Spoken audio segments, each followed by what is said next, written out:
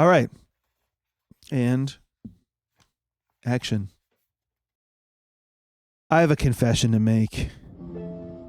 I've been doing this project since July, telling everyone that this is the year I'm finally going to go for it. But actually keeping that hidden on my little corner of YouTube here. I've been saying that if I don't manage to go full time by August 1st, 2026, the dream is over. Forever. But there's something I haven't told you. What if I told you I've been feeling for months now like I've got this in the bag already? Like I've already solved this problem. What if I told you I have already made it? What, you mean you're doing your music full time? No. This is what I mean.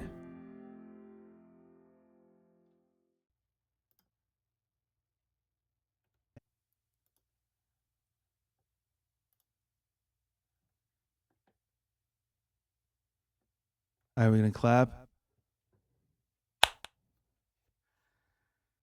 Part 2, take 1. Hill Research Survey, take 1. So according to the survey I found by Hill Research Associates, prepared for the, what are they called?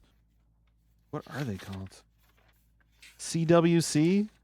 Culture Works Canada. They used to be called the Cultural Human Resources Council.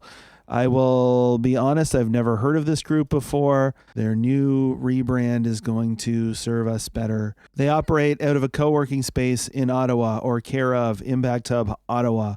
I didn't know that existed before either. I looked it up. Hill Research, who is that? Hill Strategies Research is the leading arts research company in Canada. It's one guy, Kelly Hill. He prepared this study. This was 2024. And here's what we found out. 51%. Is that the same margin that elected the current sitting U.S. president? Without bringing politics into this, except alluding to it, 51% is about the margin of American voters that decide what the entire country has for a government. Like when it was Biden, it was not different. 51% have total personal incomes below $40,000. That's me. 19% have not worked as an artist every year. And 71% of respondents have more than one job. 72% of those artists have a second position that is in the cultural sector. So 2 times 2 is 4. 51% of artists who responded to this survey, which is meant to be indicative of artists in Canada. This is the leading firm. I'm sure I could cite the part where they talk about the reliability of their own study. 51% of responding artists contribute both their artwork and their other work effort to the cultural sector. So there's that number again, 51%. The majority, just like, ever so slightly over half, but all of the other answers combined make up 49% or less than half.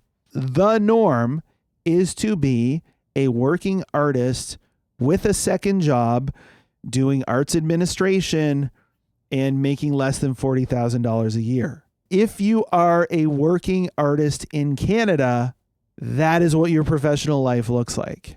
Making less than $40,000, having a second job in arts administration. Guys, I'm already there. It would be easy for me to look at my current situation, my current lack of results, as a failure. And it would be easy to get to August 1st and say, well, no, I'm not doing exclusively my music full time. Therefore, I have failed. However, it is important to ask ourselves if that was ever going to happen in this country. Have I failed if I am working professionally? I'm not starving. I am not destitute. I have a comfortable space. I can do my work. Yes, I have a lot on my plate, but that's normal. Let's see what the survey says about that.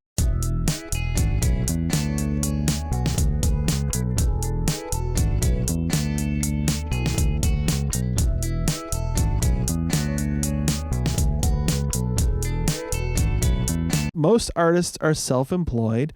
One half, 51%, again, are self-employed. What do we enjoy about being self-employed? Flexible hours, flexible work locations, independence/freedom, control, responsibility, decision-making, challenge, creativity, success, satisfaction, sense of purpose and dignity in your work, and motivation to get your work done.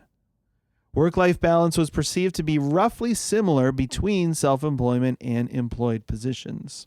Self-employed artists appreciate their work flexibility, freedom, control, and sense of purpose, but incomes are low. So I got the wages here for musicians, which I'll put up on the screen.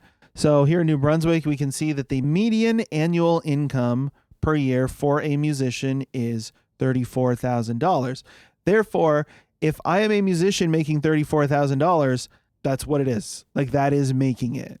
By contrast, average income for somebody my age is $68,000 to $74,200. So it's easy for me to look at this $68,000 to $74,000 and think, wow, I don't make that kind of money.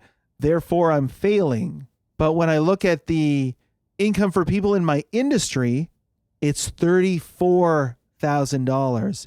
It is half of the lowest end of what people my age normally make. So I'm already in an industry where that's the reality.